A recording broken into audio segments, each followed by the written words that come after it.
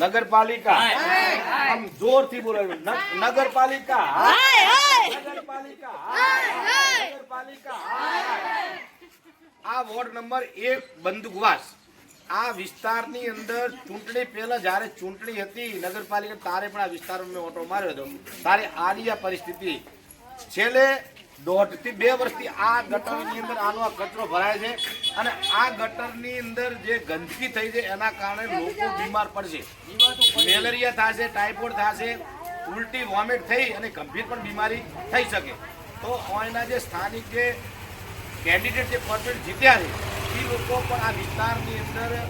જોવા કે દેખવા આવતા નથી ખાલી પોતાના રાજકારણના રોટલા શેકવા માટે હલ્લાબોલ કરવામાં આવે છે હોય 3 ભાજપના છે અને કોંગ્રેસના લીડર નેતા જયાબેન પણ હોય છે પણ આ વિસ્તારની પરિસ્થિતિ એની છે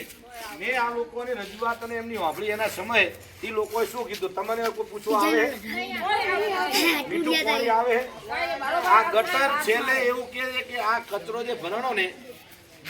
આ કચરો છે ને છેલ્લે કમસે કમ 1 મહિનો 4 દિવસે કચરાનો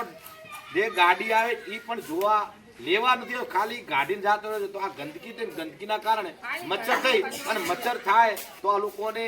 કરડવાથી બીમારી ભયંકર બીમારી થાય તો આનો જવાબદાર કોણ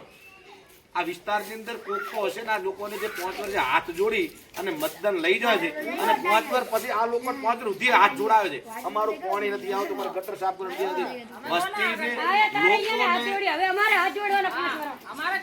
લોકોને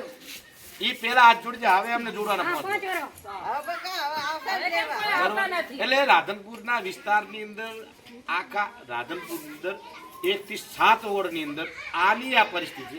આની આ તકલીફ છે આ વિસ્તાર રાધનપુર અંદર એટલી ગંભીર પરિસ્થિતિ છે કે રોડ રસ્તા અને ગટર અને કોઈ વ્યવસ્થા જ નથી તો એની અંદર ગ્રાન્ટો આવે ચક ખાઈ જાય શું લોકો હારે અને કોઈ વ્યવસ્થા ભાગરૂપે જો વાપરતા કેમ નથી કારણ શું જીતા પછી જ્યારે ડોન થઈ ગયો છે એટલે લોકોને જાગૃત થવું પડે જો નહીં કરે તો જે સ્થાનિક હોય જીતા છે એમનો આરે ઘેરાવો કરશે અને નહીં આવવા પડે તો છેલ્લે એ લોકો જે કાયદાના બંધારણમાં જે આવતું હશે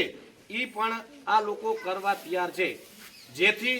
આ પરિસ્થિતિ ના રહે એના માટે તાત્કાલિક ધોરણે 10 કે 15 દિવસની અંદર એક આ નાળું નાખવાનું છે આ વર્ષોથી નાળું નથી અને આ ગટર લાઈન સાફ કરવાની છે આ લોકો તાત્કાલિક ધોરણે કરે એવી રજૂઆત છે જો નહીં થાય તો આપણે ઉગ્ર આંદોલન કરવા જશું ને નગરપાલિકા અને જીતા કેન્ડિડેટ એમની ઘરે ઉગ્ર આંદોલન કરવા જશું અને હું ગણપતિ જોશી આમ આદમી પાર્ટી શેર પર હું ભેગો જઈશ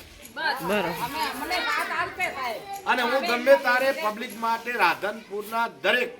કે રાધનપુર તાલુકા કે રાધનપુર વિધાનસભા દરેક લોકો માટે ભેગો રહી એમના વિકાસ ને એના ન્યાય માટે ગમે તારે લડવા હું તૈયાર છું।